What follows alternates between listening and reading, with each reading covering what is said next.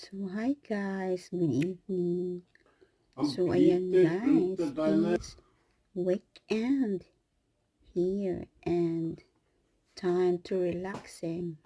So, nanonood kami ng sports winter at ayan, si Luca at si Rufus ay nag-relax sila sa loob ng bahay at saka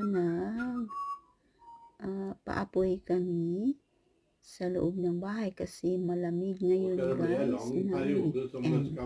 So kahapon sa bando ay nag-snow guys. So ayan, patulog-tulog lang si Luca. So thank you for watching guys. Bye bye. Follow for more and subscribe our channel.